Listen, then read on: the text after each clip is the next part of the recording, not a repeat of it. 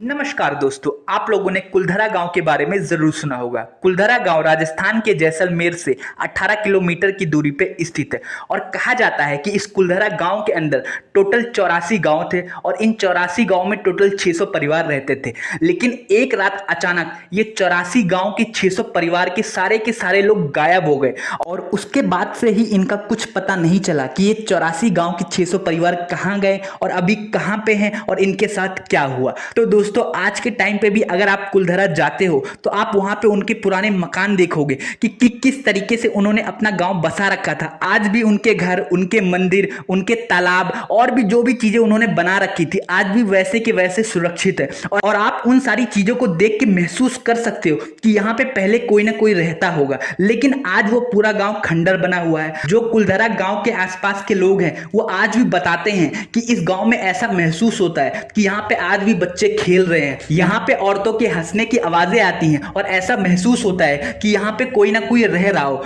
लेकिन जब हम देखते हैं तो वहां पे हमें कोई नहीं दिखाई देता और कभी कभार जो लोग कुलधरा गांव में जाते हैं उनको ऐसा महसूस होता है कि कोई उनका पीछा कर रहा है, कोई उनके पास से गुजरा है। लेकिन आज तक किसी को ये पता नहीं चला है कि आखिर वहां पे चल क्या रहा है। क्या वहां सही में कोई भूत रहते हैं? क्या वहां गांव के जो लोग थे आज भी वहां पे आते हैं? तो दोस्तों, उस कुलधरा गांव के लिए एक कहानी और भी बहुत ही ज्यादा मशहूर है कि जब उन 600 परिवारों ने उस गांव को छोड़ा तो जाते टाइम उन्होंने उस गांव को श्राप दिया कि आज तो हम जा रहे हैं लेकिन हमारे बाद इस गांव में कोई नहीं बस पाएगा। जो भी इस गांव में बसने की कोशिश करेगा उसका पूरी तरीके से सर्वनाश हो जाएगा।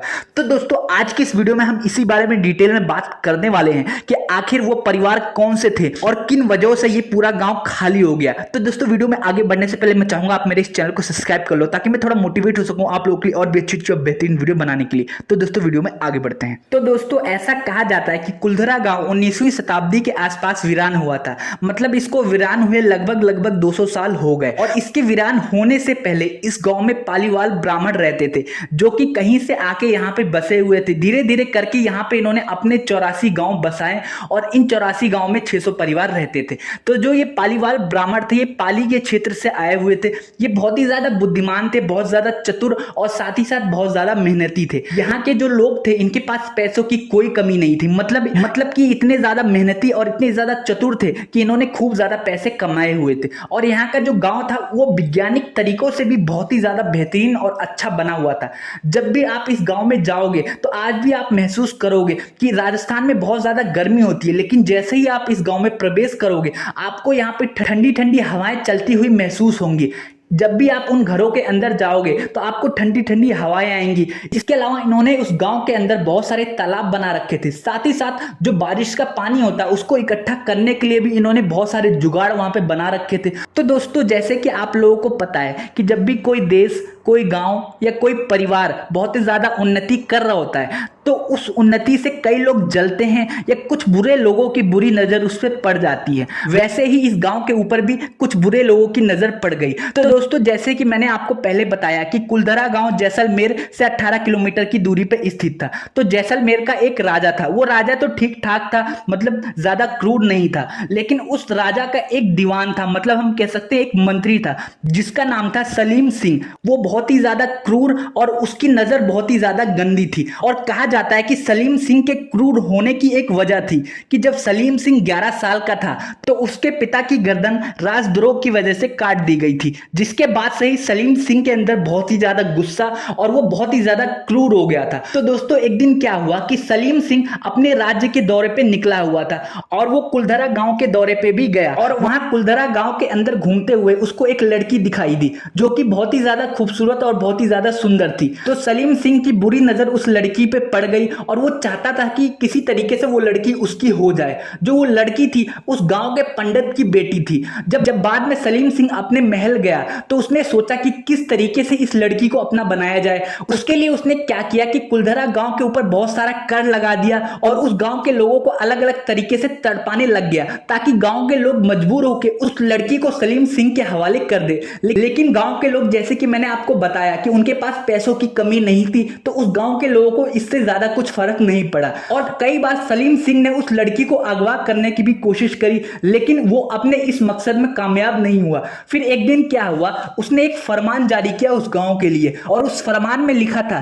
कि अगर आप लोगों ने अगले पूर्णमासी की रात तक उस लड़की को मेरे हवाले नहीं किया तो उसके अगले दिन मैं आप लोगों के गांव पे हमला कर दूंगा और जितने भी परिवार हैं उन लोगों को मार डालूंगा। जब ये खबर गांव के सरपंच तक पहुंची तो वहां पे एक मीटिंग हुई, तो मीटिंग में कुछ लोगों ने बोला कि हमें उस लड़की को राजा को दे देना चाहिए, नहीं तो एक लड़की की वजह से पूरा गांव मारा जाएगा। कुछ लोगों ने कहा कि ये हमारे गांव की इज्जत है, हम अपनी इज्जत का कैसे सौदा कर सकते हैं। लास्ट में उस गांव के सरपंचों ने मिलकर एक फैसला किया कि इज्जत सबसे ज्यादा बड़ी होती है, चाहे आज इसकी बेटी है कल को ये किसी और की बेटी के लिए ऐसा बोलेगा तो हम कब तक उसके सामने झुकते रहेंगे। तो उन्होंने डिसाइड किया कि हम सारे के सारे गांव के लोग एक साथ इस गांव को छोड़ के चले जाते हैं। और गांव के सरपंच ने यह बात और बोली कि ये खबर कहीं लीक ना हो जाए या उस दीवान तक पहुंच ना जाए, तो इसलिए हमें रातों रात इस गांव को खाली करना पड़ेगा। और गांव के लोगों को यह भी बोला गया था कि जो भी आपके पास जरूरी सामान है या कीमती सामान है तो आप उन कीमती सामानों को रख लो और बाकी सारा सामान वहीं पे छोड़ दो।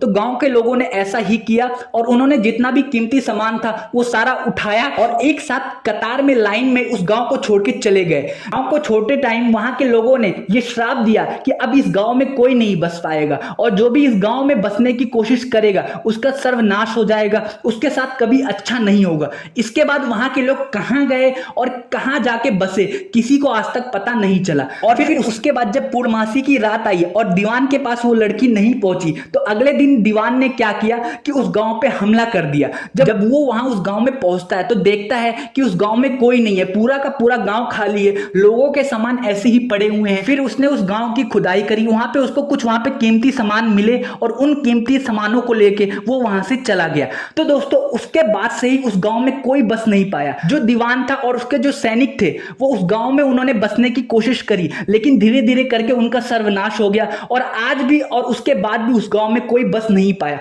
आज के टाइम पे भी अगर आप वहां जाते हो तो वो गांव पूरा का पूरा आपको वीरान मिलेगा। तो दोस्तों जैसे कि आप लोगों को पता है कि समय के साथ साथ सारी चीजें बदलती हैं और आज गवर्नमेंट का शासन है वहां पे और वो जो एरिया है वो गवर्नमेंट के अंदर है। तो अभी गवर्नमेंट ने उसको एक टूरिस्ट प्लेस घोषित कर दिया है, मतलब आप वहां पे जाके टिकट लेके उस प्लेस को देख सकते हो, घूम सकते हो। लेकिन जब भी आप वहां पे जाते हो तो वहां पे जो लोग होते हैं वो आपको यही सलाह देते हैं कि 6 बजे के बाद आपको वहां पे नहीं रुकना है, 6 बजे से पहले पहले आपको उस गांव से बाहर निकल जाना है। इसके अलावा राजस्थान सरकार ने उस गांव के चारों तरफ एक बाउंड्री बना रखी है ताकि कोई पीछे से या इधर उधर से उस गांव में प्रवेश ना कर पाए। तो दोस्तों इसके अलावा 2013 के आसपास पैरानॉर्मल एक्टिविटी मतलब भूत पिशाच के बारे में जो रिसर्च करते हैं वो सारे लोग भी उस गांव में गए। उन्होंने वहां पे अलग अलग डिवाइस से वहां के वातावरण या इन्वायरमेंट को चेक किया तो वहां पे उनको भी महसूस हुआ कि यहाँ पे कोई नेगेटिव शक्ति है या यहाँ पे कह सकते हैं किसी का साया है,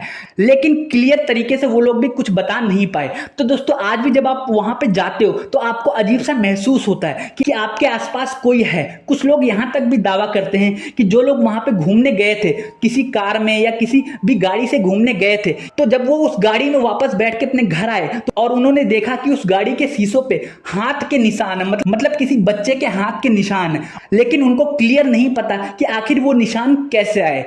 तो दोस्तों उम्मीद करता हूं आपको ये सारी चीज समझ आई और आपको इससे एक चीज सीखनी चाहिए कि जो घर की इज्जत होती है वो सबसे बड़ी होती है। और इसके अलावा हमें इससे एक और सीख मिलती है कि एक साथ मिलके हम किसी भी प्रॉब्लम का सोल्यूशन निकाल सकते हैं। तो दोस्तों उम्मीद करता हूं आपको ये सारी चीज समझ आई। जाने से पहले मैं चाहूंगा आप मेरे इस चैनल को सब्सक्राइब कर दो ताकि मैं थोड़ा मोटिवेट हो सकूं आप लोगों के लिए और भी अच्छी और बेहतरीन वीडियो बनाने के लिए। वीडियो देखने के लिए आपका बहुत बहुत शुक्रिया।